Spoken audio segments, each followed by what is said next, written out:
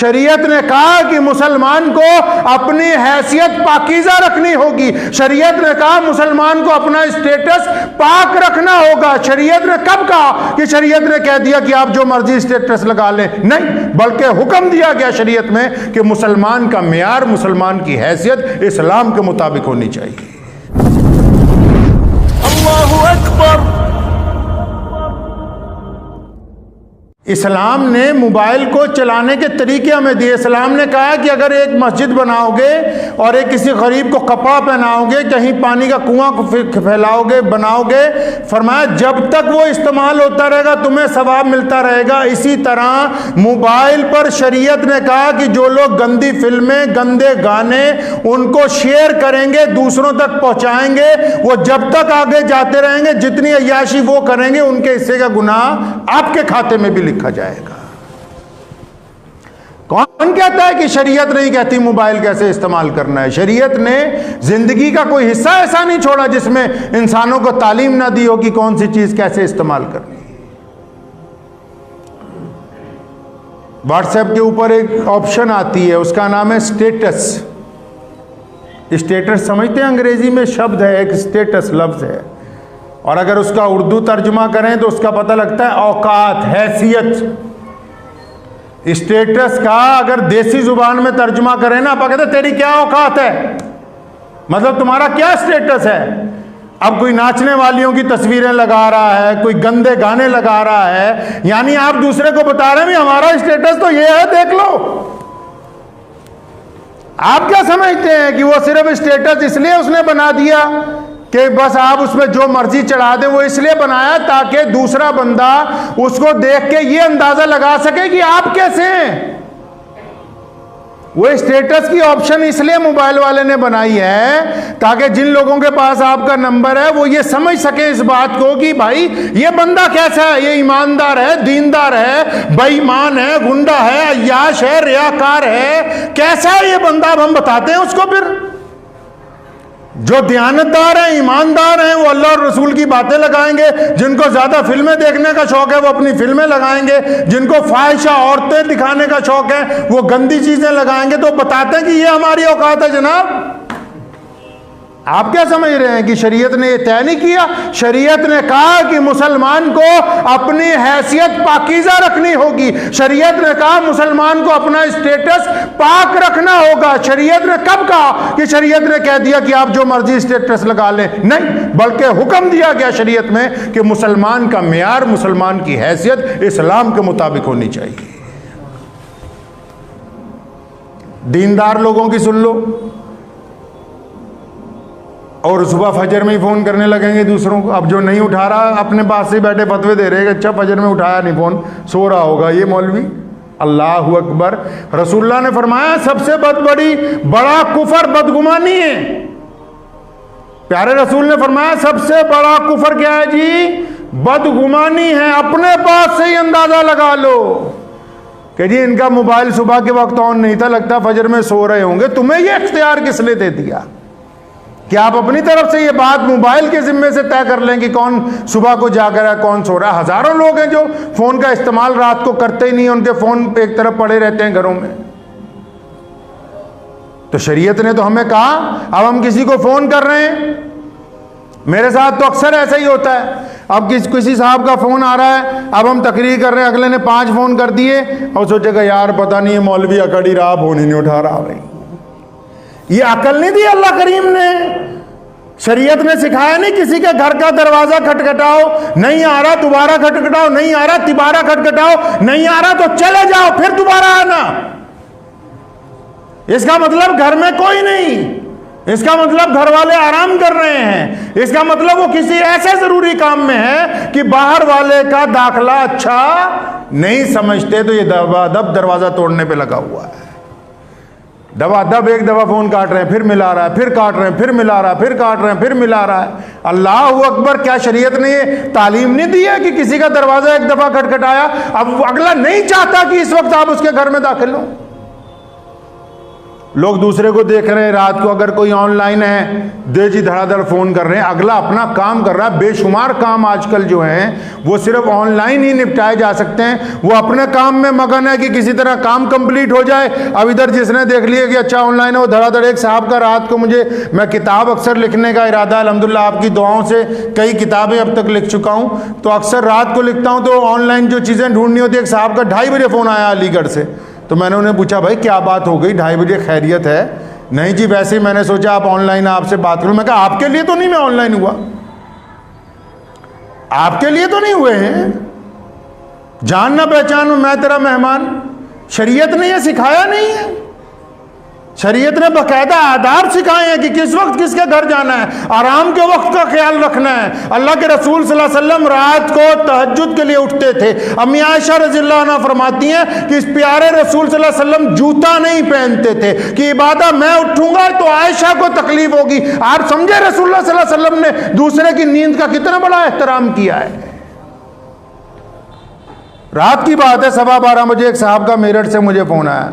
अब मैं समझा पता नहीं इस वक्त क्या इमरजेंसी होगी। सलाम अलैकुम जी। वालेकुम। कहते हैं मौलाना उस्मान साहब बोल रहे हैं? मैं कहा जी बोल रहा हूँ जी, जलसे का टाइम चाहिए था। अभी आप मेरा फ़ोन चेक कीजिए, रात के 12:15 बजे का मैं किस साहब को सुना। शरीयत ने मुसलमानों को अहकामात दिए हैं, इस्लाम ने हर चीज को चलाने का हुक्म दिया है। ये ऐसा मुमकिन नहीं है कि मुसलमान अपनी मर्जी से हर बात को तय करने लगे। फिर आजकल एक ऑप्शन आ गई है लाइव की, अब जो दिल चाह रहा है वही दिखा रहे हैं, जो मुंह में आ रहा है वो बोल रहे हैं। नहीं, इस्लाम ने हुक्म दिया कि अपनी जुबान को काबू में रखो, शरीयत के मुताबिक बोलो। ये बात तय होनी चाहिए कि आप सच्चाई दिखा रहे हैं कि झूठ दिखा रहे हैं। झूठ दिखाने वाले जब तक वो झूठ चलता रहेगा गुनाह मिलता रहेगा। आज बड़े बड़े टीवी चैनल झूठ बोल रहे हैं, लोग उनको बाहर में बुरा कह रहे हैं, तो क्या फायदा? पता है कि इज्जत जो है नीलाम हो जाएगी आप अगर कोई गलत काम करेंगे। मोबाइल के अंदर एक ऑप्शन है पासवर्ड लगाने की। अब वो हम अक्सर देखें मोबाइल, तो हम लोगों को आदत ही नहीं कि कभी उसमें पासवर्ड लगाएं। बाज़ लोगों का मोबाइल किसी दूसरे के हाथ में चला जाए तो उसका सांस ही अटक जाता है। ऐसा कारनामा क्यों करना चाहते हैं आप कि आपका मोबाइल अगर बीवी पकड़ ले, बच्चे पकड़ लें, तो आपको परेशानी होनी शुरू हो जाए कि वो चीज़ ना देख ले, वो चीज़। इसका मतलब कि अभी आप ईमान के अंदर कामिल नहीं हुए। घर में ही घर वालों के लिए ही अगर मोबाइल में पाबंदी लगा दी गई है तो इसका मतलब आप जरूर कोई ऐसा काम कर रहे हैं जो शरीयत की रूह से आप अपने घर वालों से छुपाना चाहते हैं। तो फिर ऐसे गुनाह करने का क्या फायदा कि जिनके आया होने से आपकी बेइज्जती होती हो? कब कहा शरीयत ने कि आप ऐसा काम करें? अगर आप मोबाइल पर पासवर्ड ना लगाएं, उसको लॉक ना करें, कल को खुदा ना खास्ता किसी ने कहा है ना कि घर से निकलो तो पता जेब में रख कर निकलो, हादसा बेजुबान होता है। घर से निकलो तो पता जेब में रख के निकलो, हादसा बेजुबान होता है। अब लोगों ने इतने कोड लगा रखे हैं, किसी का एक्सीडेंट हो जाता है, कोई सड़क पे पड़ा मरा हुआ, अब हम जैसा कोई राहगीर मोबाइल लेके उसमें सिर खपाई कर रहा है। अब वो खुलेगा तो इसके घर वालों को फोन कर रहे हैं ना, जनाब ये हादसा हो गया, अस्पताल ले जा रहे हैं, आ जाओ भाई। आप अंदाजा लगाएं कि ये अपनी मर्जी से चलाने की चीज नहीं है। और खासकर मुसलमानों को कहता हूं, फेसबुक पे, व्हाट्सएप पे लोग मशहूर होने के लिए किसी दूसरे मजहब के खिलाफ लिखने लगते हैं, किसी मजहबी शख्सियत के खिलाफ लिखने लगते हैं। वो आपको आपकी हैसियत जताती हैं ये चीजें कि आपकी ज़हनियत कैसी है। आपका फेसबुक अकाउंट, व्हाट्सएप का स्टेटस ये तय करता है कि आप क्या हैं। आपके दिल में नफरत है कि अच्छाई है, आप इंसानों के लिए खैर खां हैं कि इंसानियत के दुश्मन है, ये आपका मोबाइल तय करता है। मैंने अपने कई अजीज हमारे जानने वाले बड़े पुलिस अफसरान, उनको अपना मोबाइल देखा कि देखो जरा इसमें कि पासवर्ड नहीं लगा, जरा खोलो व्हाट्सएप, क्या इसमें किसी मजहब के खिलाफ कोई बात मिल जाए तो मुझे भी बताओ। ये क्या बात हुई कि हम चोरी छिपे लोगों के मजहब के खिलाफ पोस्टें डालते रहें और जब वो हमें मिल जाए तो फिर गले मिलते रहें? दोगले इंसान की शरीयत के अंदर कोई जगह नहीं है। इस्लाम ने मुसलमानों को पाबंद किया है हर उस काम के लिए जिनका ताल्लुक जिंदगी के साथ है। ये अपने ज़हन में रखें कि अगर आप मोबाइल चला रहे हैं तो उसको शरीयत के हुक्म के मुताबिक चलाना होगा। अगर आप मोबाइल को शरीयत के हुक्म के मुताबिक नहीं चलाते, अपनी मर्जी से चलाते हैं। सैयदना इमाम हुसैन रज़ियल्लाहु ताला अन्हु से किसी ने पूछा था, जनाब मुत्तकी बंदा कौन सा होता है, परहेजगार कौन होता है, अल्लाह का अच्छा बंदा कौन होता है, आप नेकोकार किसको समझते हैं? तो नवासे रसूल जिगर गोशा बतूल इब्ने अली करमुल्लाह वजहू हज़रत इमाम हुसैन रज़ियल्लाहु ताला ने फरमाया था, ऐदा दा नहीं जो शक्ल सूरत से बहुत बढ़िया मुसलमान नज़र आता हो, वो नहीं। फरमाया जिसकी तन्हाई पाक होती है वो अल्लाह का वली होता है। जिसकी तन्हाई पाक होती है, जो अकेला होता है, जब घर में, जब कमरे में अकेला होता है, जब बिस्तर पर अकेला होता है और फिर उसके दिमाग में कोई बुरा ख्याल आता है तो अस्तगफार पढ़ता है। अगर वो अकेले में मोबाइल पे गंदी चीज़ें देखता है, अगर अकेले में मोबाइल पे गंदी चीज़ें तलाश करता है और फिर उस गंद को अपने दोस्तों के साथ शेयर कर रहा है तो इसका ईमान अभी कामिल नहीं हुआ। पीर वली जो है वो शक्ल सूरत से नहीं बनते, उनकी पहली दलील ये होती कि उनकी तन्हाई पाक होती है। जरूरी तो नहीं है भी वली बनने के लिए पगड़ी सिर पे बांधी हो, वली करने के लिए चिट्टे कपड़े पहने हो, वली की लंबी दाढ़ी हो, ये जरूरी तो नहीं है। और शरीयत में ये पाबंदी तो नहीं लगाई गई। एक रिक्शा चलाने वाला भी वक्त का कुतुब और अब्दाल हो सकता है, पल्लेदारी करने वाला भी बहुत बड़ा अल्लाह का वली हो सकता है।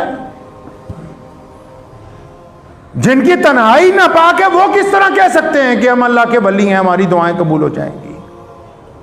और आज के वक्त सबसे बड़ी मुसीबत ही मोबाइल है। साथ में तन्हाई में हर बंदा सोच रहा है कि मैं इससे गुनाह कर लूं, मैं इससे गुनाहों को देख लूं।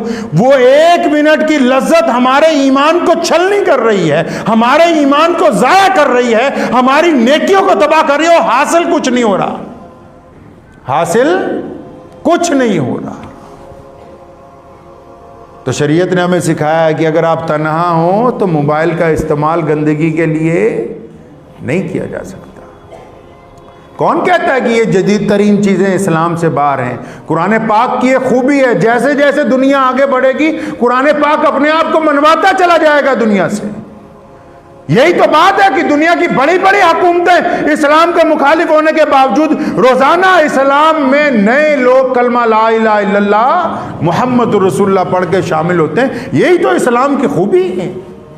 इस्लाम अपनी इमारतों की वजह से, इस्लाम अपनी दौलत की वजह से, इस्लाम अपने खूबसूरत लोगों की वजह से, इस्लाम अपनी अफरादी कुव्वत की वजह से, इस्लाम अपने लबो लहजे की वजह से दुनिया में मशहूर नहीं है। इस्लाम अपने ठोस बुनियादी अकायद की वजह से दुनिया के अंदर मशहूर। तो हम जो इस्तेमाल कर रहे हैं, अब कई लोगों को बदगुमानी, अब मोबाइल नमाज में किसी का बच जाता है। अव्वल तो बहुत सारे लोग कोशिश करते हैं नमाज में मोबाइल ना लेके आएँ, जो ले आते हैं वो साइलेंट कर देते हैं। अब नमाजी का ईमान देखिए, हमने नीयत बांधी, अब किसी एक बंदे का मोबाइल बच गया। अब जिस बंदे का मोबाइल नमाज में बच गया वो तो शर्मिंदा हो रहा है दिल में कि यार ये गलत टाइम पे इसकी घंटी बच गई।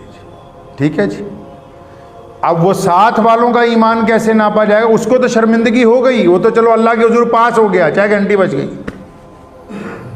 साथ वाले अगर ये सोचते हैं कि सलाम फिरने के बाद इसका रगड़ा फेरेंगे, सलाम फिरने के बाद इसे बताएंगे कि तू मस्जिद में मोबाइल तेरा बजा कैसे। आप सोचिए, नमाज भी पढ़ रहे हैं और भाई की दुश्मनी का इरादा भी कर रहे हैं। नमाज की नीयत बांधी हुई है और दिल में नफरत का इरादा भी पूरा। अब ये नफरत वाले सजदे कैसे कबूल होंगे?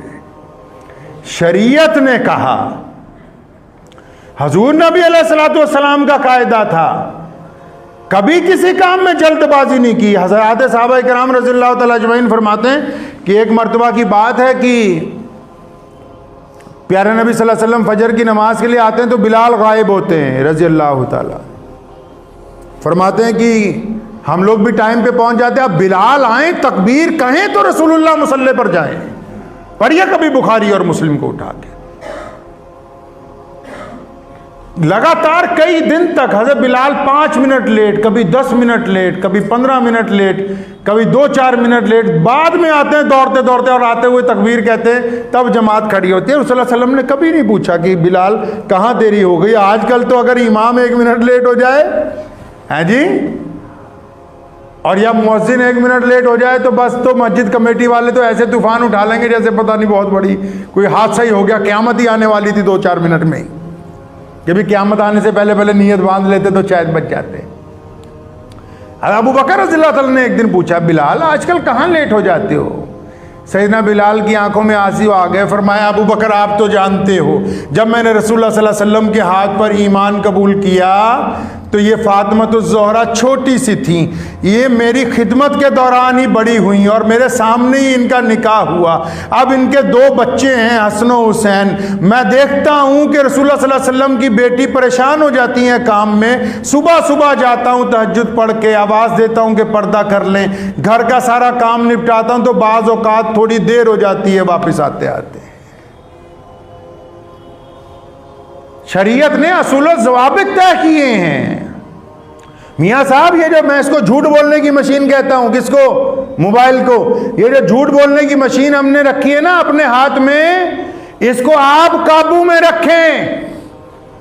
सकरात बहुत बड़ा आलिम दीन था, उसके सामने एक आ गया जोगी एक दिन। उसने सकरात को देखते ही कहा, कहता यार तेरे होंठ ऐसे लगता है जैसे तू झूठ बोलने वाला है। जितने चेले थे खड़े हो गए मारने के लिए। कहता ये कैसे कह सकता है? कहता यार तेरे सिर की बनावट ऐसी लगती जैसे तू बगावत करने वाला है। कहता यार तेरे हाथ देख के ऐसा लगते हैं जैसे ये किसी डाकू के हाथ हों। तो वो हंसते रहे, उसको कुछ इनाम दिया, चले गए। चेलों ने कहा जनाब आपकी बुराई भी करता रहा। फरमाया नहीं, ये जिस्म की जो लबो लहजे हैं, जिस्म की जो शनाख्त अल्लाह ने बनाई है उसके मुताबिक बता रहा था कि ये ऐसे होंठ तो फलां के होते हैं, ऐसा सिर फलां का होता है, लेकिन ये मेरे कमालात को नहीं देख सका। मैंने अल्लाह और उसके रसूल के हुक्म के मुताबिक झूठ बोलने वाली जुबान और होठों को अपने काबू में करके नेकी के रास्ते पर लगा दिया। ये उस चीज को नहीं देख सका कि ये सही कहता है कि इसका सिर ऐसा है कि ये बगावत कर सकता है, लेकिन मैंने अल्लाह और उसके रसूल के मुताबिक इसको रसूलुल्लाह का वफादार बना दिया। ये इस कमाल को नहीं देख सका कि ये हाथ वाकई इस साख्त के बने हुए हैं कि ये जुल्म कर सकते थे। मैंने अल्लाह और उसके रसूल के हुक्म के मुताबिक इसको इत्तबा और फरमाबरदारी करने वाले बना दिया। तो ये अगर मशीन बनी गई है फ़ायदे के लिए, तो अगर आप चाहेंगे तो इसको फ़ायदे के लिए इस्तेमाल करें। आपकी मर्जी है कि इससे अब सदका जारिया करना है या गुनाह करने हैं। दबादब कोई नमा बंदा मोबाइल खरीद लेता है ना, मल्टीमीडिया आजकल आए, वो सोचता है जितने मैसेज हैं सारे उस्मान भाई को भेज दो, पता नहीं इन्होंने पढ़े होंगे कि नहीं पढ़े होंगे। 1 मैसेज, 2 मैसेज, 4 मैसेज, 500 मैसेज एक बंदा भेज रहा है। अल्लाह के बंदे, ये तमाम चीज़ें शरीयत की रूह से अगर आप इस्तेमाल करेंगे तो आपका भी फ़ायदा है, दीन का भी फ़ायदा है, सेहत का भी फ़ायदा है और आपके स्टेटस का भी फ़ायदा है। लोगों को ये पता लगेगा कि आप कैसे हैं। और अगर आप इसको अपनी मन मर्जी के साथ चलाएंगे तो पहले तो आपका नुकसान है ज़ाती तौर पर, दुनिया का नुकसान है, फिर आखिरत का नुकसान है। ये खाते बंद नहीं होने वाले हैं। जो नापाक खाते, जो कई लड़के लड़कियां बने हुए हैं फेसबुक के ऊपर, ये खाते बंद नहीं होने वाले हैं। क़यामत वाले दिन वबाल बन के गले में लटक जाएंगे। तो बिल्कुल इस बात को तय रखें कि जदीद तरीन दौर की जो भी चीज़ें हैं वो शरीयत से बाहर बिल्कुल नहीं है। अगर मोबाइल भी चलाना है तो सीखें शरीयत ने मोबाइल चलाने के लिए कैसे फरमाया। शरीयत ने कहा कि अगर मोबाइल चलाना है बिला वक्त किसी को फ़ोन ना कीजिए। शरीयत ने कहा कि अगर कोई फ़ोन नहीं उठा रहा तो रुक जाइए, थोड़ी देर बाद फ़ोन कीजिए। शरीयत ने कहा कि किसी को वीडियो कॉल करनी है तो पहले मैसेज करके पूछें कि आपसे वीडियो कॉल हो सकती कि नहीं हो सकती। शरीयत ने कहा कि स्टेटस जो लगाना है अगर आप दीनी तौर पर लगाएंगे तो आपकी शनाख्त दीनी होगी, बेईमानी के तौर पर लगाएंगे, अय्याशी का लगाएंगे तो आपके जिम्मे गुनाह डाल दिया जाएगा। शरीयत ने कहा है कि अगर आप बुरी चीजें शेयर करेंगे तो लोगों के दिलों को नुकसान पहुंचेगा, आप अच्छी बातें शेयर करेंगे तो आपके खाते के अंदर नेकी लिखी जाएगी। शरीयत ने कहा है कि आप अपनी फेसबुक अकाउंट के जरिए लोगों के दिलों को तकलीफ पहुंचाने के लिए किसी मजहब के खिलाफ लिखेंगे तो आप गुनहगार होंगे। शरीयत ने कहा कि अगर आप फेसबुक के जरिए लोगों को राहत पहुंचाने की बात करेंगे तो आपको इसका फायदा होगा इंशाअल्लाह। तो करेंगे इंशाअल्लाह। ये मुसीबत तो सबकी जेब में है कि नहीं? तो इससे बच के इसको दीन की तरफ लगाएं। दुआ कीजिए अल्लाह ताला मुझे भी और आप सबको भी इन बातों के ऊपर अमल की तौफीक अता फरमाए। वाखिर दावन अल्हम्दुलिल्लाहि रब्बिल आलमीन। मुझे उम्मीद है कि आपको ये वीडियो पसंद आई होगी। अगर पसंद आई हो तो ये आप अपने दोस्तों के साथ शेयर करें और इस चैनल को सब्सक्राइब ज़रूर करें।